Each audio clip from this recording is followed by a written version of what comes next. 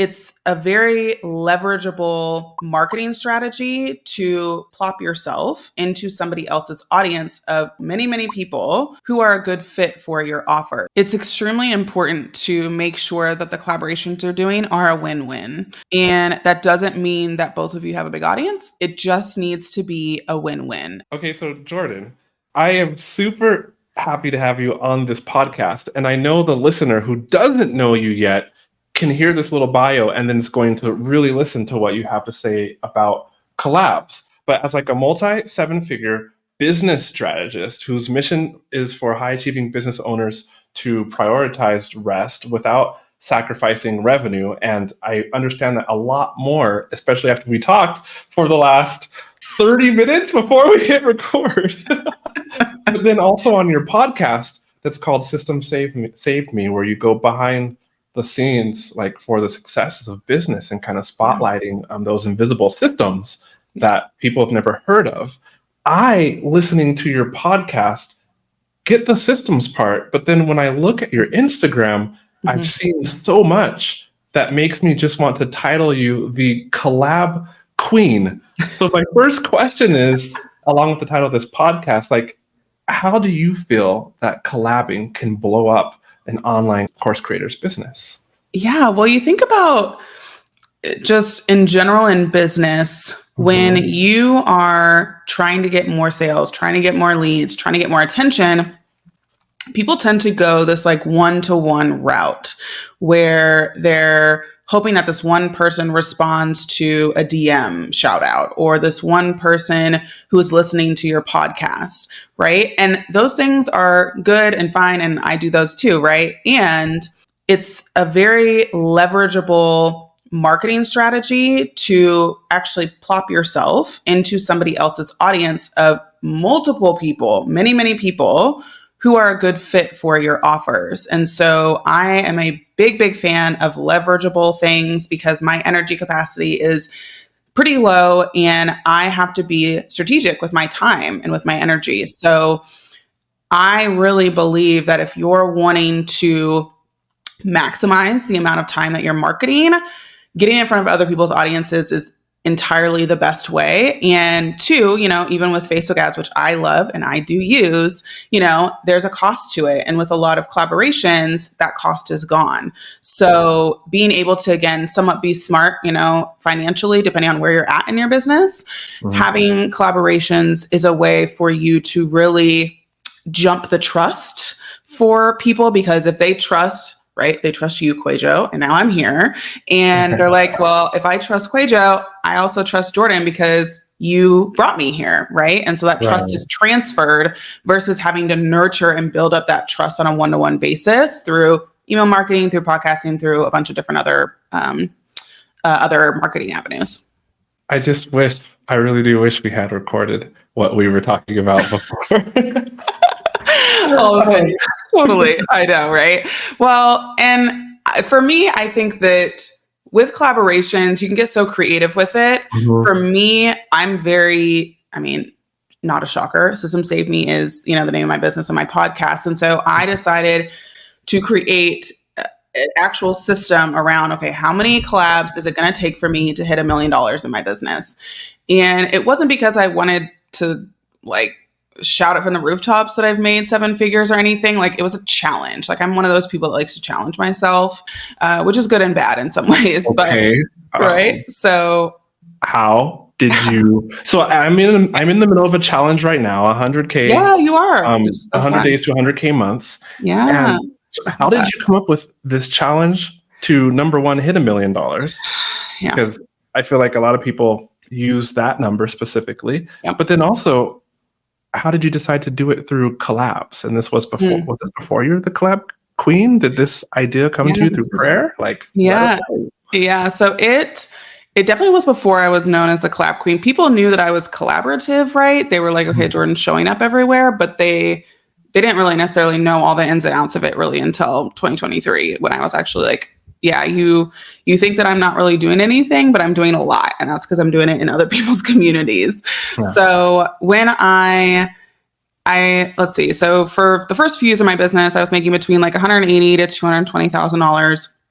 very lean, Right on. doing VIP days. And I then decided to join this group coaching program to help you build a group coaching program. And I had no idea what I was going to do. But I was like, I'm going to sign up for it and I'll figure it out, which was a, $24,000 a year, figure it out. And my husband was like, what is happening? You have gone off the deep end. You're freaking me out. What did you say his name was? So it was Mariah Cause is who I learned from. And your husband. Oh, my husband, Marcus. Marcus. Okay. Marcus, yes. So we got to thank Marcus because he let you make the $24,000 decision. Yeah, I talked to my husband about things that are usually around like maybe like $500 to $7,500 and above. I will have a conversation with my husband, not because he's not in my business at all, but because I respect him as my husband and I want to make bigger financial decisions together. That's just something that we've discussed. So when I went to him for $24,000, I was like, I have it, right? Right. And also, like, this is a big deal. And he was like, you've taken risks. You know the direction, generally speaking, that you want to go. So if you feel like this is the best decision, then do it. And it absolutely was. It was a whirlwind. And I actually made double that amount in my first launch a month later. So it was a good decision. Okay, so outline this. You decide the $24,000 group coaching program about how to create a group coaching program. And you also had this really good launch. And I still need to know too, how did you come up with that goal though? 1 million through collabing. Right. So because that launch went well, and that was a group program about VIP days, that first year I didn't focus too much on collabs and got to about 429,000 that year. Okay. Around double-ish of what I had made previously. And I was like, there's a faster way. Like, I need to expedite this to the million next year. And so my two focuses were hiring and collaborating. So because I knew that if I was collaborating well, which I know how to, more people are going to be coming to me and I need to make sure my back end was tight. So it was kind of an arbitrary number. If I'm thinking about it, it was more of a gut of like, I think if I hit 50 collabs, not all of them will pop off, but enough of them will pop off to where then I will make the million, right? Okay. Because I think too, everyone thinks every collab is going to just fireworks your business. And that's just not the case. And that's okay.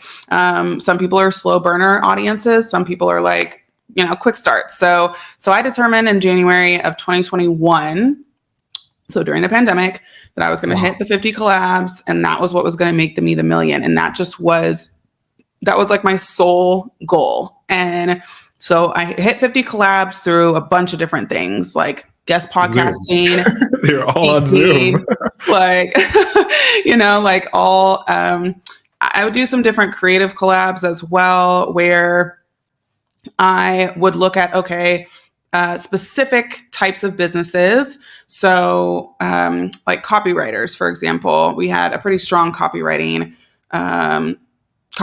presence in our group coaching program. And so I started to reach out to copywriters who had audiences of copywriters and said, hey, you don't teach VIP days. I do. Here's some things that I've been able to accomplish with copywriters. Can I do a workshop or a training for your audience in order to have them come and join? You'll be an affiliate. You'll make whatever, I don't know what it was, like $400 per person that joins my program, which is enticing, which again, I think is a point that I want to make sometime in this discussion around just incentivizing. But so I would get to come into these communities and teach and talk about how copywriters, how course creators, how wedding planners, how nonprofit consultants, how all sort coaches. And so I would take this training kind of on tour and tweak it to each of the different groups that I was talking to. And so that was such a leverageable opportunity because it allowed me to be the sole voice of VIP days, which, people have connected me to, but it's in a bunch of I went wide instead of deep, if that makes sense. So with one training, you, at least in the beginning, collabed by delivering that training to other people's audiences. Yep. Nice. Yeah. And that's the most direct way, right? Okay. To collaborate and to get sales. It's tough to get opportunities like that. It's tough to, again, enter someone's paid community. I would say that's like the creme de la creme, if you can. And because I had built so many relationships from the beginning of my business in 2016 until 2021, when I was doing them, I was able to, again, leverage those relationships that I had built. And so it didn't have to be this big like pitch conversation situation. Like people knew what it was because they had known me and seen me for years. So then when I had to ask, they're like, well, duh, like, why would I have anybody else come in and talk about VIP days? It's going to be Jordan. So that helps too, is building the relationships and connecting with people on a human level. So they know your values, they know you're the real deal. And they're like, of course, I'm going to have you in my program. Right. So talk to the listener about what would be like the very first actionable step for them if they want to collab with someone. Yes. Do they have someone in mind, or they're just saying collaborate in general? Collaborate in general to grow their business. Yep. All right. We'll start all the way back.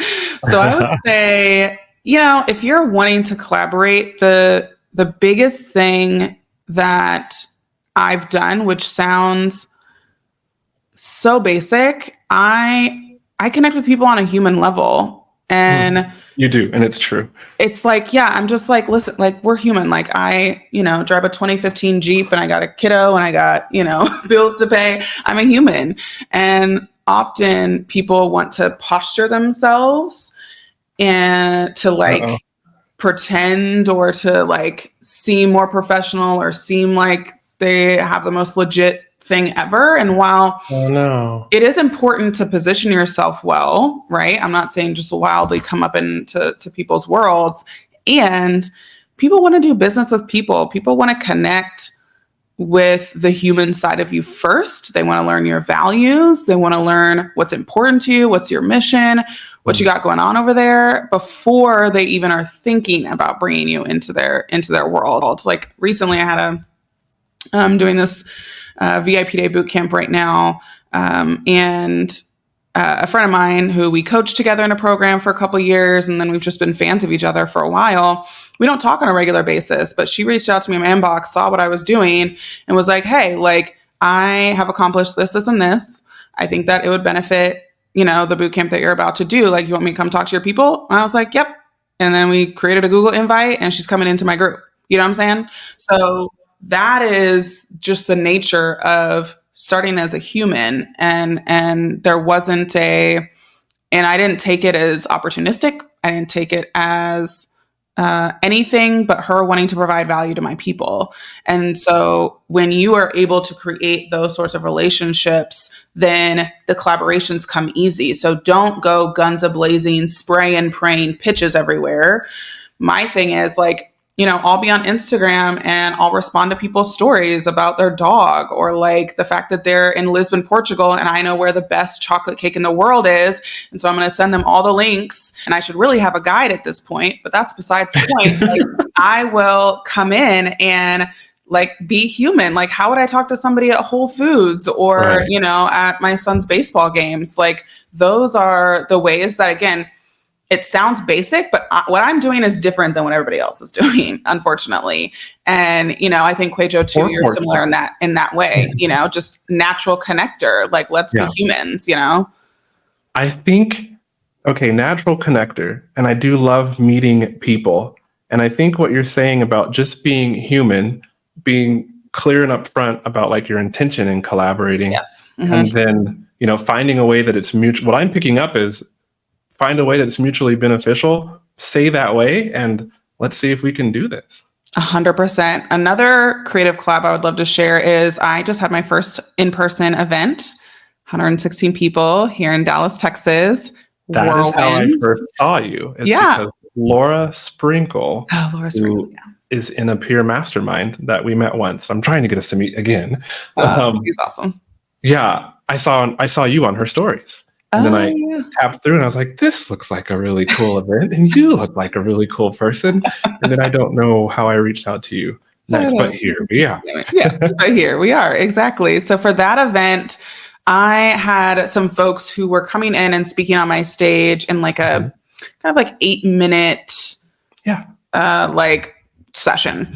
And so I'm not a speaker coach. I'm not a brilliant speaker by any means. But I wanted to give people this opportunity because I have a stage and I love to spotlight my community. It's way more fun for me to have a stage with other people on it than even myself, oddly enough. So I knew that I wanted to set them up for success and have somebody who was a speaker coach give them some guidance and feel really confident and good. And so I reached out to somebody who's awesome.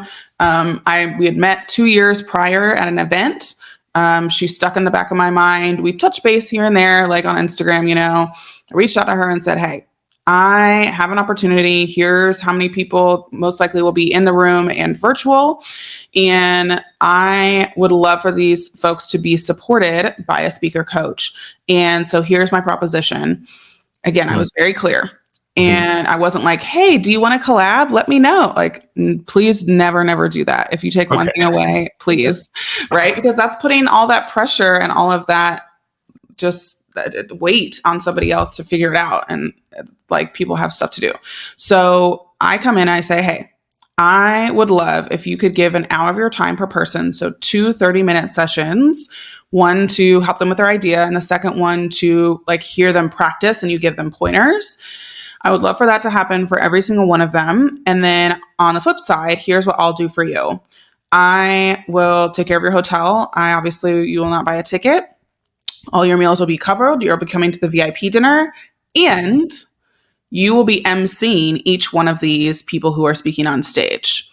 And what that will do is you will have 12 case studies, actually 16, I think it was 16 case studies, literally on my stage of the work that you do.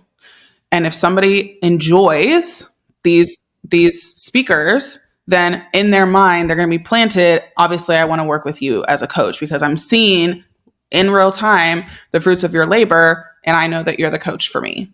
And it was a yes. Cool. Right? So you thought of that first and then pitched to her.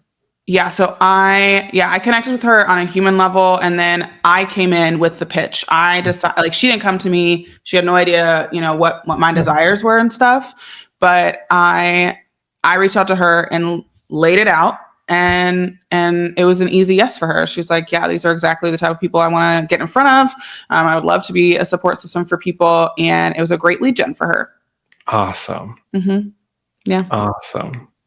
So clearly you did make it. You did make it to your $1 million goal and then some through 50 collabs. So clearly the leads and sales, like that's the tangible benefit that the listener is thinking about right now. And now they have a tangible way to get started, i.e. think about who they want to collab with and how it could benefit both of them and then connect and not be pretentious about it.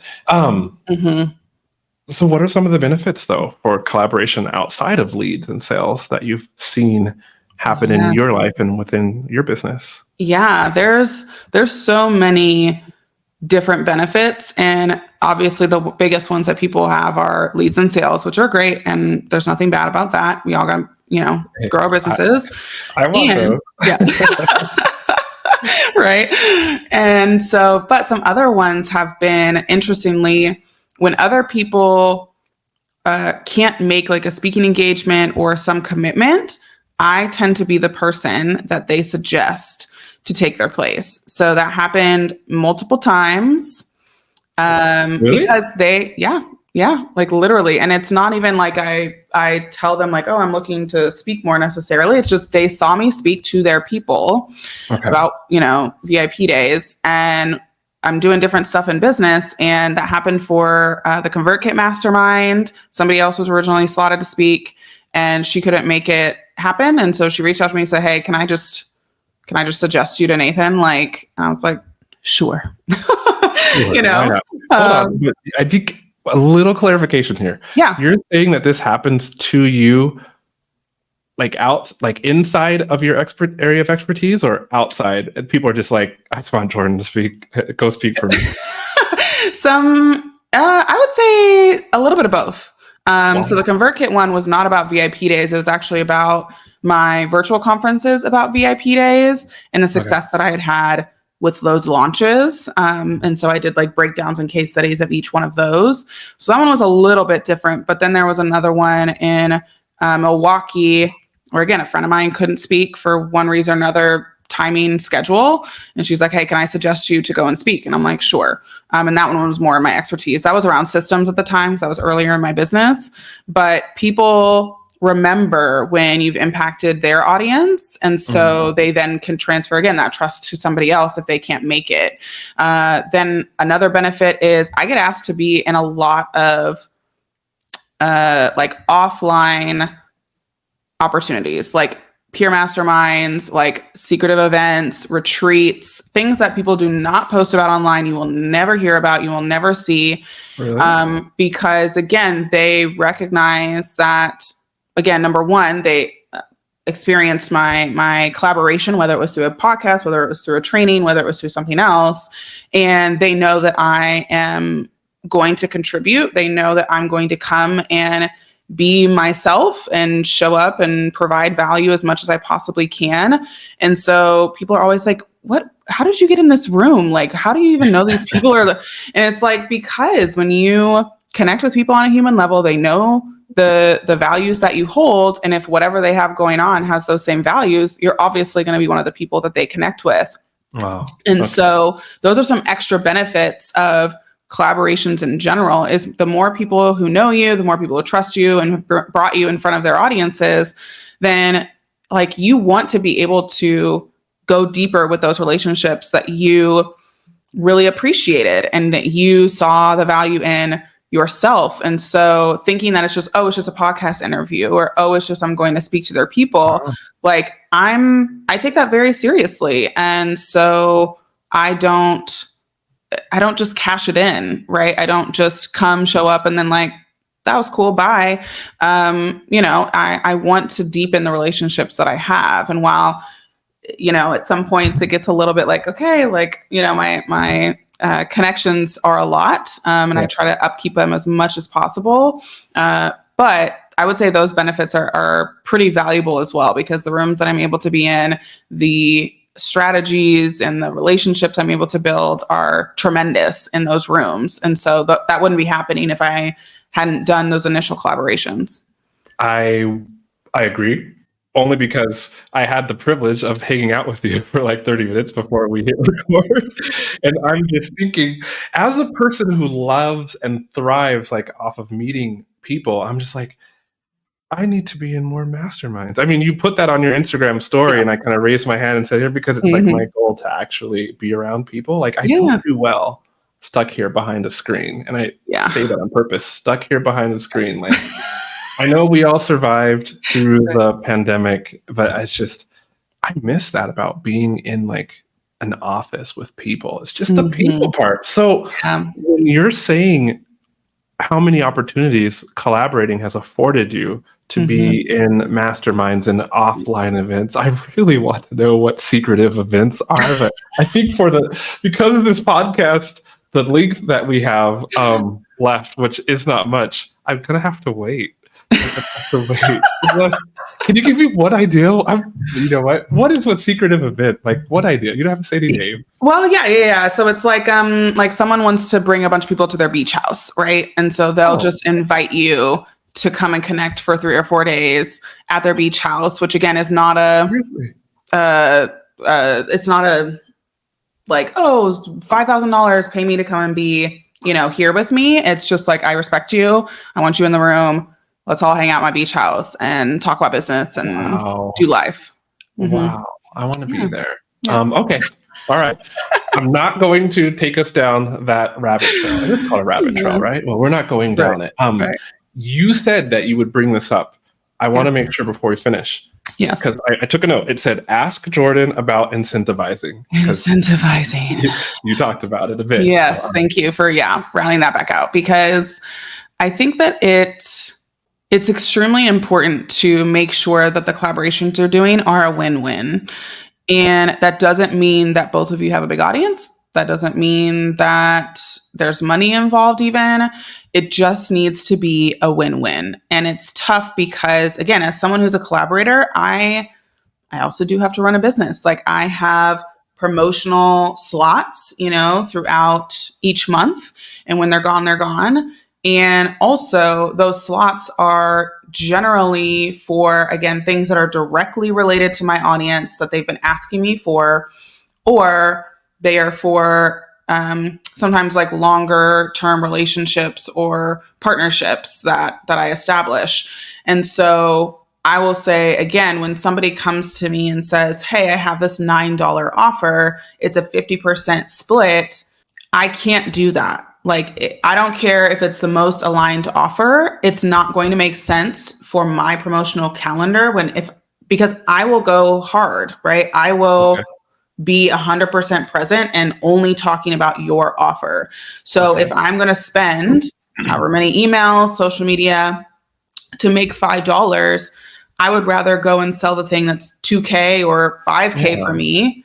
Right. And I get to keep all of that. And so it's really, really, really important to understand what people's values are and to know what is going to incentivize them to say yes.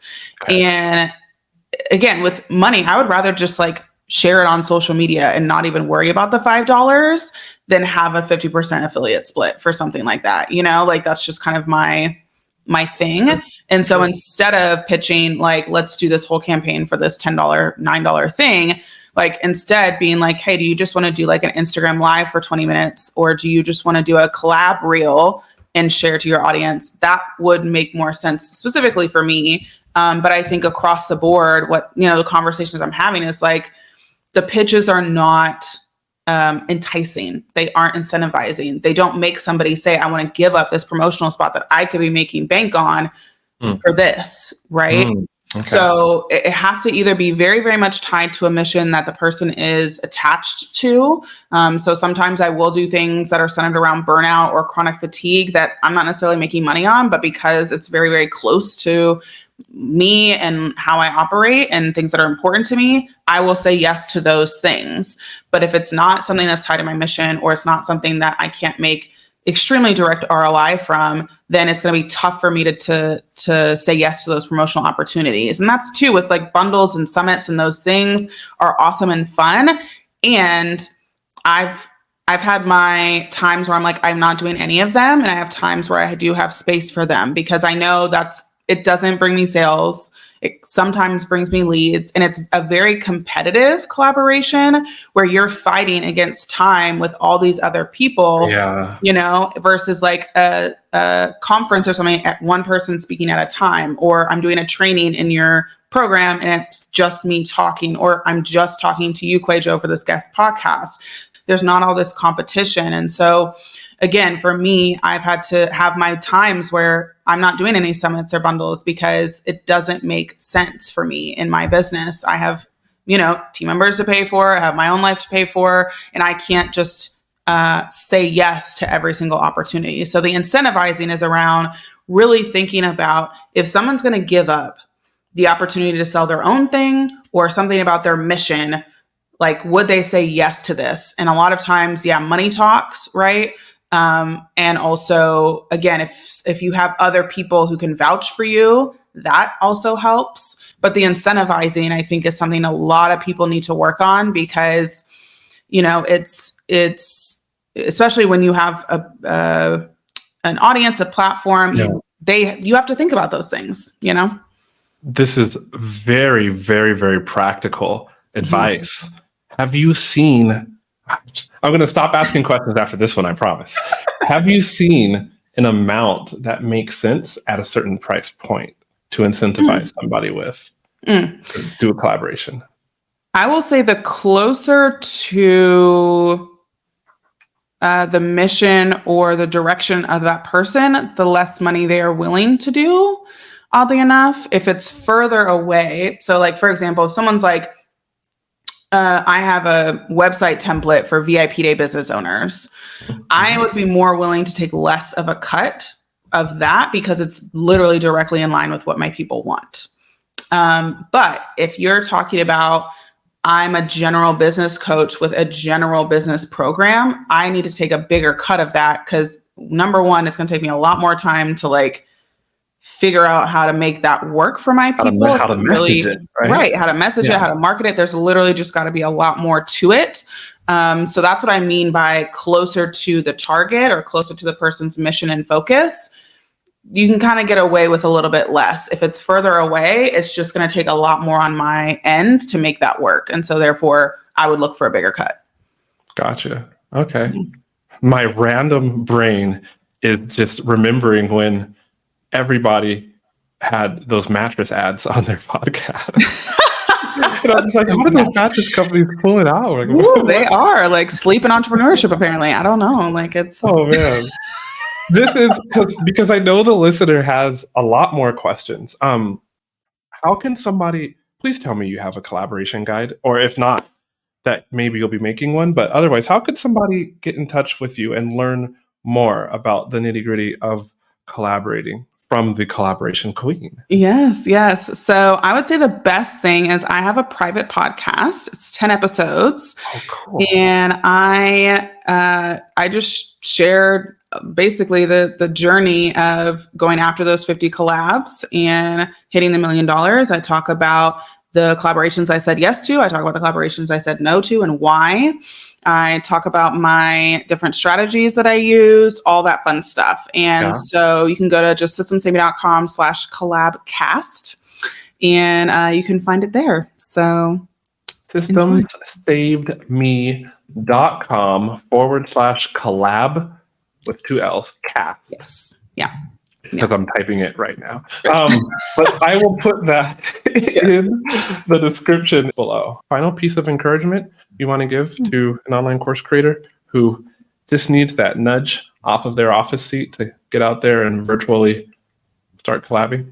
Yeah, I think that having the mentality that people want to do this, like it's not a burden to somebody to want to collaborate with you. I think people get really nervous and think that people's default is no. And depending on how big of a name they are, maybe their default is no. However, I would say more times than not, it would surprise you how often people do want to do more collaborations. They want to bring really amazing experts who, again, don't even teach what they teach to their communities, to their podcast listeners, to their memberships, and to not count yourself out before you even try, and to give yourself permission to, again, start as a human, like I said at the very beginning, where when you're jiving with somebody, it's just like naturally going to happen. Like, oh, I want to bring you, to my group or my community, or invite you to the beach house or whatever the case is, and so if you're not having those just continuous conversations, whether it's, through Instagram DMs like I do, or LinkedIn or whatever, just connecting with people and not counting yourself out before the opportunities, happen or present themselves. So I say have some, like, collaboration should be fun. They should feel light. They should be like, this thing that is exciting. And instead, I know that it can be really scary because it's this whole like, oh, I got to pitch myself and again, show up kind of postured. Have some fun, connect with people, and realize that people do want to collaborate. Like, it is something that people are very, very interested in. And, it's an opportunity for both of you. It's a win-win, and who doesn't want that? Absolutely. I am so glad that you said yes to speaking on this episode. I think maybe I mentioned it in the DMs, but finding out about someone like you who is making a living, helping people collaborate with each other, inspired me, because in my previous business venture, the one that got destroyed by the pandemic, I loved collabing. Like, I maybe did it over 50 times. And like, it was so fun reaching out to people and being like, hey, I speak Chinese. You have a blog about living in China. Let's collaborate. And I did that so many times, and it grew the social media presence. Like, I didn't have anything to sell at the beginning of that business, but it did grow the social media presence. And so when I saw you, and then I realized, could this be a thing for like the online coaching space, the online course creator space, the online membership space among various creators? I just got excited because something in me as a people person just loves that sort of thing. So thank you for sharing. And I hope for the listener that what Jordan shared with you motivates you to just reach out to somebody who you want to collab with and go for it. Mm-hmm. Yeah, totally. I think we're going to end there. Until the next episode, be blessed, and we'll see you in the next one.